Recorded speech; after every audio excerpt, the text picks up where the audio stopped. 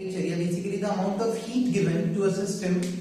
देखो heat capacity होता है the amount of heat given to a system to raise the temperature of the system by 1 degree Celsius. Specific heat capacity होता है the amount of heat given to this 1 gram of the system to raise the temperature by 1 degree Celsius. It is given by delta Q upon m delta T. मतलब amount of heat given per unit mass per unit temperature, or you can say that delta Q is equals to ms delta T. This is specific heat capacity. Sometimes they ask you molar specific heat capacity. तो होता है amount of heat given to 1 mole of the substance. उसके respect में निकाला जा सकता है. That we say that we represent by only C. Then we have ये तो है उस सिस्टम के टेम्परेचर को चेंज करने के लिए. वो सिस्टम वैसा ही है जैसे वाटर है, वाटर के टेम्परेचर को चेंज करने के लिए. This is latent heat. Latent heat वो टेम्परेचर होता है या वो हीट होती है बेसिकली जो किसी सब्सटेंस के स्टेट को बदलने के लिए यूज होती है. जैसे वाटर से वेपर्स, आइस से वाटर एक्सेट्रा. इस पर्टिकुलर केस को लेटेंट इसलिए कहते हैं. लेटेंट का मतलब होता है छुपा हुआ, क्योंकि ये पर्टिकुलर चेंज टेम्परेचर स्केल पे शो नहीं होता. It is given by delta Q equals to ml. m is the mass, l is the latent heat.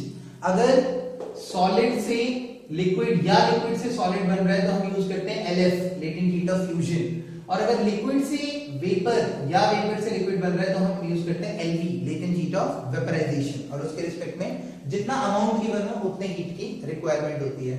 इसी के बेसिस पे हम कैलोरीमेट्री डिस्कस करते हैं. ये क्या होता है, ये पहले स्टेट चेंज के ग्राफ को समझने की कोशिश करते हैं. This is the temperature scale and this is something time. मान लो कुछ अमाउंट ऑफ आइस है मेरे पास at -40 degree Celsius. Some ice is there at -40 degree Celsius. एक कैलोरीमीटर दिया. कैलोरीमीटर इज कंटेनर जिसके अंदर कुछ पानी और एक थर्मोमीटर लगा हुआ है साथ में. वो थर्मोमीटर -40 हीट कर रहा है. मैंने उसे कुछ गर्म करना शुरू किया, मतलब कुछ हीट देनी शुरू की, तो उसकी वजह से क्या हुआ, टाइम के साथ साथ उसका टेम्परेचर बढ़ा, -40 से 0 की तरफ चेंज हुआ. ये जब -40 से 0 की तरफ चेंज हो रहा है तो उस टाइम पे टेम्परेचर स्केल के अंदर चेंज जरूर हो रहा है, बट जो आइस उस कंटेनर में पड़ी हुई है वो एज इट इज आइस के फॉर्म में रहेगी, वो वाटर में कन्वर्ट नहीं होगी जब तक टेम्परेचर 0 नहीं पहुंच जाता. 0 is the triple point of water. 0 वाले पॉइंट पे अब वो सारी की सारी आइस वाटर में कन्वर्ट होगी, और जब तक वो आइस वाटर में कन्वर्ट होगी तब तक टेम्परेचर स्केल में कोई चेंज नहीं होगा, सिर्फ कन्वर्जन होगी. मतलब यहां जो है, यहां हीट लग रही है ms डेल्टा T, जितना चेंज हुआ मास, स्पेसिफिक हीट और चेंज इन टेम्परेचर. यहां हीट लग रही है ml, लेटेंट हीट. देन जब वो सारी आइस कन्वर्ट हो गई 0 डिग्री पे पानी में, अब उस पानी का टेम्परेचर बढ़ेगा and it will go like in this format. यहां पे दोनों के स्लोप्स अलग अलग होंगे. ये कुछ इस फॉर्मेट में जाएगा और अब वाटर है ये. यहां क्या था, आइस वाटर. यहां क्या थी, आइस. ये वाटर 0 से 100 तक जाएगा. तब तक वो वाटर वेपर में कन्वर्ट नहीं होगा, it will remain water only. और यहां फिर से वर्क करेगा ms डेल्टा T. यहां होगा स्पेसिफिक हीट ऑफ वाटर, यहां यूज होगा स्पेसिफिक हीट ऑफ आइस. और फिर उसके बाद वो जब वेपर में कन्वर्ट हो जाएगा तो 100 डिग्री पे टेम्परेचर फिर से रुकेगा और वो सारा का सारा वेपर में कन्वर्ट होगा. मतलब जितना भी पानी था वो सारा का सारा वेपर में कन्वर्ट होगा. एंड आफ्टर दैट जब वेपर्स में सारा कन्वर्ट हो जाएगा फिर से उसका टेम्परेचर राइज होगा. कुछ ये सिचुएशन होती है. कैलोरीमेट्री क्या होता है, कैलोरीमेट्री इज समथिंग लाइक जितनी हीट किसी सिस्टम को मिल रही है वो हीट कहीं ना कहीं से दी जा रही है. जैसे मान लो कि पानी का एक कंटेनर है, उसके अंदर मैंने कुछ बर्फ डाली, तो जो आइस है वो आइस को अपने टेम्परेचर को, मतलब अपने आप को मेल्ट करना है. तो मेल्ट करने के लिए जो हीट की रिक्वायरमेंट होगी वो हीट कहां से लेगा, तो पानी से लेगा. तो the amount of heat taken या given by the water to the ice will be same as the amount of heat taken by the ice. That is the principle of calorimetry. अब जितना टेम्परेचर, शायद ऐसा हो कि सारी की सारी बर्फ को पिघलाने के लिए यानी मेल्ट करवाने के लिए वाटर के पास उतनी एनर्जी होगी ना, तो सारी आइस जो है वो मेल्ट नहीं करेगी. कंबाइंड सिस्टम का टेम्परेचर कैसे निकाला जाता है, तो अज्यूम करो, मैं एक बेसिक सा एग्जांपल लेता हूं कि मेरे पास एक कुछ 1 किलोग्राम ऑफ वाटर था, कुछ 30 डिग्री सेल्सियस पे, 30 डिग्री सेल्सियस पे कुछ 1 kg वाटर था, and I have like 1 kilogram of ice जो इसके अंदर डाल दी गई, जो कि 0 डिग्री सेल्सियस पे थी. तो ये बताओ कि final temperature of the mixture क्या होगा. तो सबसे पहले तो मुझे ये चेक करना पड़ेगा कि 1 kg आइस जो कि 0 पे थी, तो अब 0 पे है तो टेम्परेचर में तो चेंज करने की जरूरत नहीं है. मान लो -10 पे होता तो पहले -10 से 0 लाते. अब 0 पे है तो 1 kg आइस को मेल्ट करने के लिए कितने हीट की रिक्वायरमेंट है. हीट की रिक्वायरमेंट कितनी होगी, तो 1 kg आइस यानी मास ऑफ आइस इनटू उसको कन्वर्ट करने के लिए, मतलब सबसे पहले उसको चेंज करने के लिए कितनी हीट की रिक्वायरमेंट है, तो latent heat of fusion LF, ice का जो भी लेटेंट हीट ऑफ फ्यूजन हो, ये हीट की रिक्वायरमेंट है। ये हीट देगा कौन, वाटर। वाटर अपने टेम्परेचर को 30 से कितना कम कर सकता है, क्योंकि हीट अगर देगा तो 30 से कुछ कम करेगा, तो कितना कम कर सकता है, वो 0 तक ला सकता है। तो पहले मुझे चेक करना पड़ेगा कि 30 से 0 जब पानी आता है तो उसमें कितनी हीट रिलीज होती है। जितनी हीट रिलीज होगी, क्या वो हीट इससे ज्यादा है, अगर वो उससे ज्यादा है तो वो आइस को पिघलाने के लिए केपेबल है, अगर वो उससे कम है तो सारी की सारी बर्फ पिघलेगी ही नहीं। तो 1 kg into specific heat of water into change in temperature, I am marking it as 30 right now. ये जो वैल्यू है, ये वैल्यू अगर इससे ज्यादा है तो आइस पिघलेगी कंप्लीट, अदरवाइज सारी आइस नहीं पिघलेगी। जितनी हीट पिघलाने के लिए मतलब केपेबल होगी, सिर्फ उतना ही अमाउंट वहां से मेल्ट करेगा। अगर मान लो ये इससे ज्यादा है, पिघल गई, तो किस कॉमन टेम्परेचर में पहुंचेंगे, तो अब मैं यहां लिखूंगा जितनी हीट इसने दी, मतलब mass into specific heat into 30 minus T, वो टी वो फाइनल टेम्परेचर है, और ये टी तक पहुंच रहा है, तो that is equal to 1 into LF। ये तो हो गया वो हीट जो कि आइस को मेल्ट करवाने के लिए यूज हुई, प्लस बची हुई उस आइस के टेम्परेचर, यानी जो पानी बन गया उसके टेम्परेचर को रेज करेगी, यानी मास ऑफ आइस जो वाटर बन चुका इनटू टेम्परेचर को रेज करने के लिए जितनी चाहिए, मतलब specific heat of water into 0 minus T, मतलब ओवरऑल टी, जिस टी टेम्परेचर पे फाइनली पहुंच गए। सारी वैल्यूज हमें पता है, वहां से हम टेम्परेचर निकाल सकते हैं। This is as calorimetry. Then we have heat transfer. Heat transfer के 3 डिफरेंट मेथड्स होते हैं, like conduction, convection and radiation. Conduction में क्या होता है, पार्टिकल्स वाइब्रेट करते हैं, वो अपनी लोकेशंस को छोड़ते नहीं है, एक ही लोकेशन पे वाइब्रेट करके और एनर्जी का ट्रांसफर करते जाते हैं। तो कंडक्शन में अगर मेरे पास ये एक सिस्टम है, तो इस सिस्टम के अंदर हीट करंट, इसे कहते हैं heat current, the amount of heat per unit time, ये प्रोपोर्शनल होता है कितना एरिया ऑफ क्रॉस सेक्शन है जिससे हीट जा रही है, टेम्परेचर के डिफरेंस, यानी अगर T2 लोअर टेम्परेचर है, T1 हायर टेम्परेचर है, तो T1 माइनस T2 अपॉन लेंथ, जिस लेंथ को ट्रैवल करते जा रही है, that is Ka delta T by del x। इस चीज को ऐसे भी लिखा जा सकता है that H is equals to delta T upon del x upon Ka, इसे कहते हैं थर्मल रेजिस्टेंस। देखो ओम्स लॉ से कंपेयर करते हैं, this is heat current I is equals to V by R। Charge के फ्लो का रीजन होता है पोटेंशियल का डिफरेंस, हीट के फ्लो का रीजन होता है टेम्परेचर का difference, that is by delta T। यहां पे we have heat current, here we have current, this is resistance, so that is why we say that this is thermal resistance।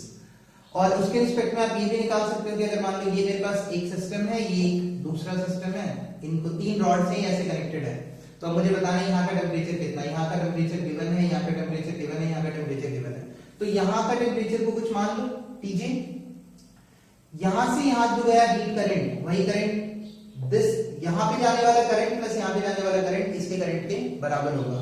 तो हम कहेंगे क्या, K इनटू इसका area into temperature का difference divided by length must be equal to this, मतलब इसका heat current plus इसका heat current, this we can apply. ये जो रिलेशन है, जैसे हम ओम्स लॉ अप्लाई करते हैं वैसे ही हम ये भी अप्लाई कर सकते हैं थर्मल रेजिस्टेंस निकालने के लिए, एज वेल एज कई बार K इक्विवेलेंट निकालने को भी कहा जाता है। तो सीरीज पैरेलल के केसेस इसमें भी फॉर्म किए जा सकते हैं। उसके अलावा फ्लूइड्स में भी आप सोच सकते हो ऐसा कि अगर मान लो मेरे पास एक पर्टिकुलर पाइप है, तो पाइप के अंदर लिक्विड फ्लो क्यों करता है, प्रेशर के डिफरेंस की वजह से। तो अगर यहाँ का प्रेशर P1 है, यहाँ का प्रेशर P2 है, तो उसमें भी एक रिलेशन होता है that is Poisson's relation, it represents pi P r to the power 4 pi P1 minus P2 r to the power 4, r is the radius, upon 8 eta L, this is the volume flow rate, मतलब you can say that this is fluid current, कि कितना current उसके through flow कर रहा है। अगर इसको ohms law से कंपेयर करना हो तो फ्लूइड के मूव करने का डिफरेंस रीजन क्या होता है, प्रेशर का डिफरेंस, तो इसको ऊपर छोड़ दो, बाकी सारी क्वांटिटी को नीचे ले आओ। अगर इसे कंपेयर करोगे तो I is equals to V by R, this is current, voltage, resistance, current, pressure का difference, reason, and this is the fluid resistance, 8 eta L upon pi r to the power 4। तो उसके respect में आप निकाल सकते हो, एक pipe यहाँ कनेक्टेड है, दूसरी पाइप यहाँ कनेक्टेड है, यहाँ का प्रेशर निकालना है, तो जो करंट होगा, करंट सेम होगा दोनों में, आप जंक्शन प्रेशर कैलकुलेट कर सकते हो।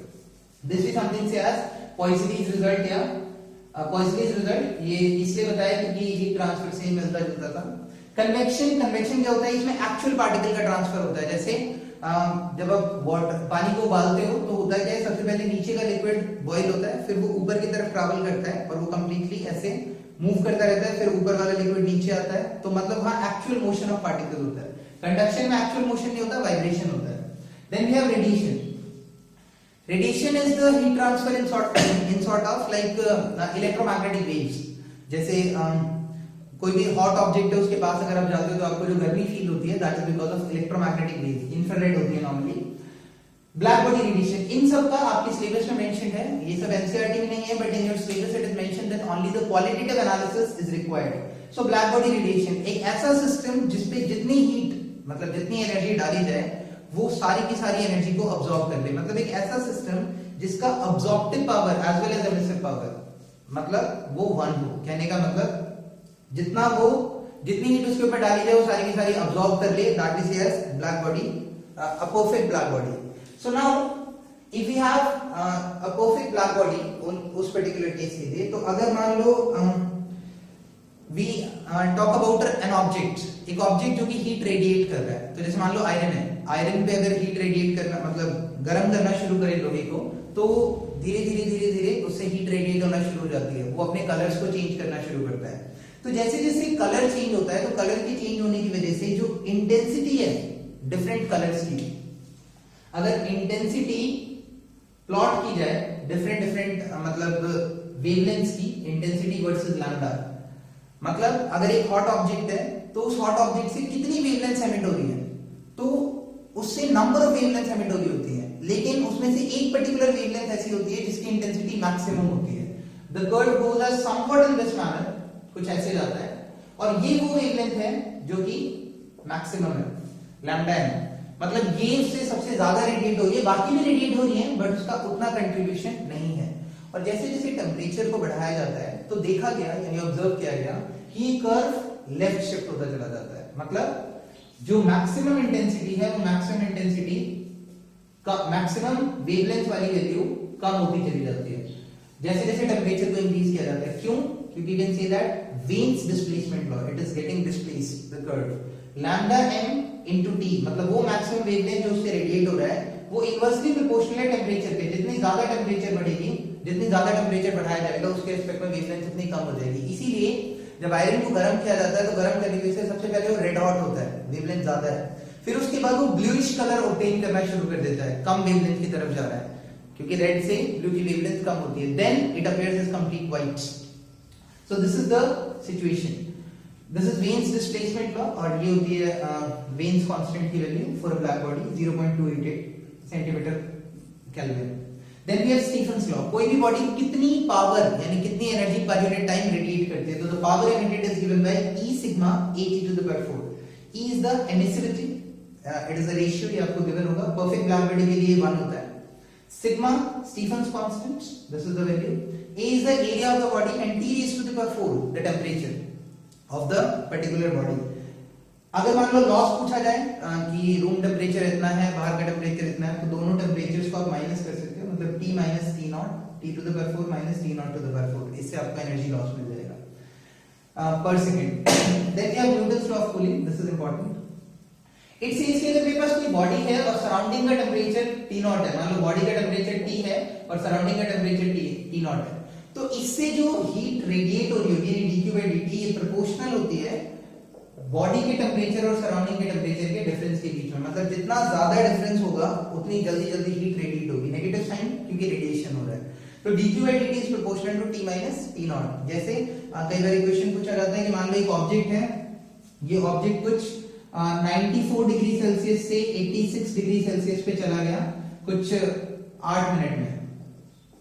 तो ये बताओ कि अगर रूम टेम्परेचर 20 डिग्री सेल्सियस है, अज्यूम करो रूम टेम्परेचर 40 डिग्री सेल्सियस है, this is the room temperature 40 degree Celsius है, तो इसको कितना टाइम लगेगा 64 डिग्री सेल्सियस से 60 डिग्री सेल्सियस तक जाने में, आपको ये बताना है। तो देखो इस तरह के क्वेश्चन को सॉल्व करने का सबसे आसान तरीका होता है, this is 94 degree Celsius, this is 86 degree Celsius. Let's take the average. तो 94 और 86 का जो एवरेज होगा that is going to be 90 degree Celsius. Average of this is 90 degree Celsius. Room temperature है 40 डिग्री सेल्सियस, मतलब एवरेज टेम्परेचर और room temperature के बीच में डिफरेंस कितना है? This difference is 50 degree Celsius. This is the difference 50 degree Celsius. Now this is k times of the other. जो time लग रहा है वो टाइम कितना लग रहा है? The time is represented by dq by dt, जो भी पर्टिकुलर केस गिवन है, is equals to k times of t minus t naught. That means the situation is 96 say dq by dt is equals to k times of t minus t naught. तो अगर आपको ये difference मिल गया, ये particular difference आपको पता है, ये है वो चेंज जो भी सिस्टम के अंदर हुआ, मतलब 96 से वो 98 पे आया, या 96 से 94 से 86 की तरफ गया, तो 8 डिग्री का चेंज हुआ. This is the change dq divided by dt कितने टाइम के अंदर हुआ. तो आई कैन से दैट 94 से 86 जाने में मान लो उसे 8 मिनट लगे या 6 मिनट लगे, और 70 से 64 जाने में मुझे बताना है कि कितना टाइम लगेगा. डिफरेंस कितना है? 6 डिग्री. ये डिफरेंस है. और रूम टेम्परेचर था 40 डिग्री सेल्सियस. अच्छा, dq को मैं टेम्परेचर का डिफरेंस इसलिए लिख रहा हूं क्योंकि dq is equals to ms delta t, तो ये इसके प्रोपोर्शनल होता है. तो अगर आप इसे कंपेयर करो तो dq मतलब वो टेम्परेचर जो चेंज हुआ 8 डिवाइडेड बाय कितना टाइम लगा, तो 6 is equal to k times of t minus t naught. Temperature का डिफरेंस कितना था? तो 94 और 86 का average was like 90 91 180 180 divided by 90 मतलब 90 था, और रूम टेम्परेचर था 40, मतलब डिफरेंस कितना था? k into 50. एक इक्वेशन इसके लिए बनी, एक इक्वेशन सेम इस कंडीशन के लिए बनाओ, दोनों को डिवाइड कर दो, you will get the time taken जितना हुआ. This is something we say as Newton's law of cooling. इसके लिए जो ग्राफ होता है, the graph goes like this. कोई भी बॉडी t टेम्परेचर से t नॉट टेम्परेचर तक कुछ इस फॉर्म में पहुंच जाती है after some time t. This is t. t naught is the room temperature, उससे कम वो उसका टेम्परेचर नहीं जा सकता. So this was something like properties of matter and few of its cases. Next is thermodynamic and kinetic theory of gases. In the second part of this lecture, we will be discussing this. Thank you.